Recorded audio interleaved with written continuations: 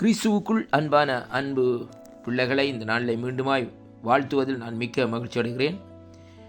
இன்றைய நாட்களிலும் வெள்ளிக்கிழமை 5ஆம் தேதி 9வது மாதம் 2025 ஆண்டு. இன்றைய நாளிலும் ஆண்டவருடைய வார்த்தை இந்த நாட்களிலே நமக்கு இப்படியாக இந்த நாட்களிலே வருகிறது. ரோமர்கள் நிறுவம் 12ஆம் அதிகாரம் 2வது வசனம் சொல்லுகிறது, நீங்கள் இந்த பிரபஞ்சத்திற்கு ஒத்த வேஷம் தெரியாமல் தேவனுடைய நன்மையும் பிரியமும் பரிபூர்ணமான சித்தம் என்னதென்று பகுத்தறியத்தக்கதாக உங்கள் மனம் புதிதாகிறதுனாலே மறுரூபமாகுங்கள் என்று சொல்லி இந்த வார்த்தை இந்த நாட்களிலே சொல்லுகிறதை பார்க்கிறோம். அன்பு பிள்ளைகளே, இந்த கடைசி நாட்களிலே கர்த்தருடைய வார்த்தை நமக்கு எச்சரிக்கிறது, மறுரூபமாகும்படியாக. மறுரூபமாகிறது என்றால் எப்படி என்பதை குறித்து இந்த நாட்களை நாங்கள் பார்ப்போமா இருந்தால், வேதத்திலே அதற்குரிய சான்றிதழ்கள் இந்த நாட்களில் சொல்லப்பட்டிருக்கிறதை பார்க்கிறோம்.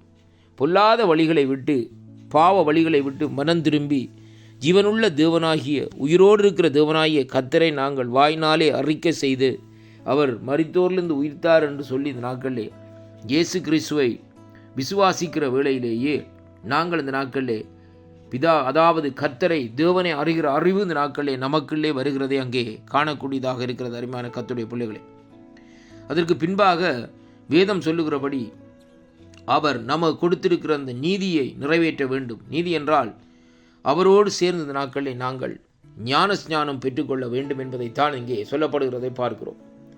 அந்த முழுக்கு ஞானஸ்தானத்தின் மூலமாய் நாங்கள் அங்கே தண்ணீரிலே மூழ்கி எழும்புகிற வேளையிலே நாங்கள் ஒரு புதிய சிருஷ்டியாக இன்றைக்கு மாற்றப்படுகிறதை கர்த்தருடைய வேதம் இந்த நாட்களை நமக்கு கற்றுத்தருகிறதை பார்க்கிறோம். அப்படியானால் இந்த நாட்களிலே அந்த வேளையிலே தான் இருந்துதான் இந்த நாட்களை நாங்கள் மறுரூபமாக வேண்டும் என்பதைத்தான் கர்த்தருடைய வார்த்தை இந்த நாட்களை நமக்கு சொல்லுகிறதை பார்க்கிறோம்.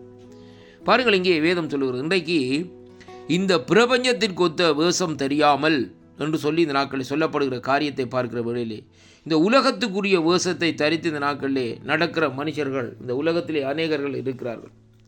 இன்றைக்கு ஆண்டவரை அறிந்த பிள்ளைகள் கூட இந்த நாட்களிலே மறுரூபமாக வேண்டும் என்ற நோக்கம் இல்லாதபடி இந்த பிரபஞ்சத்துக்கு ஒத்த வேஷத்தையே அவர்கள் தரித்து கொண்டிருக்கிறார்கள். இரண்டாவதாக பாருங்கள், இந்த நாட்களிலே தேவனுடைய நன்மையும் பிரியமும் பரிபூர்ண சித்தம் இன்னதென்று அறியாதபடி அவருடைய கண்கள் இந்த நாட்களிலே மறைக்கப்பட்டிருக்கிறது. உலகத்து ஜனங்களுடைய கண்கள் இந்த நாட்களிலே மறைக்கப்பட்டிருக்கிறதுபடியினால் தேவ ஆண்டவர் நமக்கு செய்கிற நன்மைகளையும் அவருடைய பிரியம், அவருடைய பரிபூர்ணம், அவருடைய சித்தம் என்பதை நாங்கள் அறியாதபடி, செய்ய முடியாதபடி இந்த நாட்களில் இருக்கிறோம் என்பதை தான் இன்றைக்கு நாங்கள் காணக்கூடியதாக இருக்கிறது. அருமையான கர்த்தருடைய பிள்ளைகளை, ஏதோ உலகத்திலே பிறந்து விட்டோம், வாழ்ந்து விட்டோம், மரித்து விட்டோம் என்று சொல்லி இந்த நாட்களை நினைக்கிறோம். ஆனால் இந்த ஆத்துமாவுக்கு அழிவே இல்லை என்பதை நாங்கள் அறிந்து கொள்ளவில்லை. அருமையான கர்த்தருடைய பிள்ளைகளை, இந்த சரீரம் அழிந்து போகலாம், ஆனாலும் இந்த நாட்களில் இந்த ஆத்மா இந்த நாட்களில் ஒருபோதும் இந்த நாட்களில் அழிந்து போகாது என்பதைத்தான் இன்றைக்கு இந்த நாட்களில் காணக்கூடியதாக இருக்கிறது. அதைத்தான் இங்கே யோவான் 2ஆம் அதிகாரத்தில் சொல்லப்படுகிறது, உன் ஆத்மா வாழ்வது போல் நீ எல்லாவற்றிலும் வாழ்ந்து இந்த நாட்களில் சுகமாயிரு என்று சொல்லி இந்த நாட்களில் சொல்லப்படுகிறதை பார்க்கிறோம். அருமையான கர்த்தருடைய பிள்ளைகளே, இந்த நாளிலும் நாங்கள் பார்க்க வேண்டிய காரியம் என்னவென்றால், முதலாவது தேவனுடைய நன்மைகளை அறிந்து கொள்ள வேண்டும். இரண்டாவது தேவனுடைய பரிபூர்ண சித்தம் என்னதை அறிந்து கொள்ள வேண்டும். அருமையான கர்த்தருடைய பிள்ளைகளை, அப்படியாக அறிந்து கொள்ள வேண்டுமா இருந்தால் கர்த்தருடைய வார்த்தை சொல்லுகிறது எப்படி என்றால், இவை எல்லாவற்றையும் அறிந்து கொள்வதற்கு பகுத்தறியத்தக்கதாக உங்கள் மனம் எப்படியாக இருக்க வேண்டுமாம், அங்கே புதிதாக்கப்பட வேண்டும் என்பதைத்தான் இங்கே சொல்லப்படுகிறதை பார்க்கிறோம். ஒரு மனுஷனுடைய மனம், உள்ளான மனுஷன் இன்றைக்கு புதிதாக்கப்படுகிற வேளையிலே அவன் பாவத்தை விட்டு விலகி ஓடி இந்த நாட்களில் என்ன செய்வான், தன்னுடைய ஆத்மாவை இந்த நாட்களை காத்துக்கொள்ளுவான். அருமையான கர்த்தருடைய பிள்ளைகளை, இன்றைக்கு ஆத்மா ஆதாயம் செய்யலாம், நல்லது. ஆனால் நம்முடைய அவரவர் தங்களுடைய ஆத்மாக்களை கெடுத்துக் கொள்வோமா இருந்தால் அங்கே ஒன்றுமே இல்லை. பாருங்கள், யோசேப்பை குறித்து பழைய ஏற்பாட்டில் சொல்லப்படுகிறது. யோசேப்புடைய வாழ்க்கையை எடுத்து பாருங்கள்.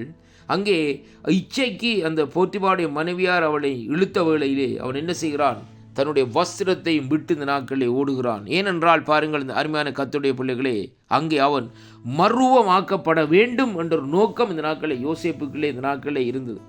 அதனாலே இந்த நாட்களிலே தேவனுடைய சித்தம், தேவனுடைய பிரியம் இது அல்ல, இச்சை அல்ல என்பதை அங்கே தேவனுடைய தாசனாகிய யோசேப்பு இந்த நாட்களை அறிந்து கொண்டார் என்று சொல்லி அங்கே பார்க்கிறோம். அதன் நிமித்தம் இச்சைக்கு விலகி இந்த நாட்களில் ஓடுகிறதை பார்க்கிறோம். அருமையான அன்பு பிள்ளைகளே, அதனாலே பாருங்கள், தேவன் கடைசி வரையும் இந்த நாட்களிலே கூட இருந்து அவருடைய நடத்தினது மட்டுமல்ல, தேவன் அவருக்கு கொடுத்த அந்த தரிசனத்தையும் இந்த நாட்களிலே அங்கே நிறைவேற்றினார் என்று சொல்லி அங்கே காணக்கூடியதாக இருக்கிறது. கர்த்தர் உங்கள் ஒவ்வொருவரையும் நிறைவாக ஆசீர்வதிப்பாராக.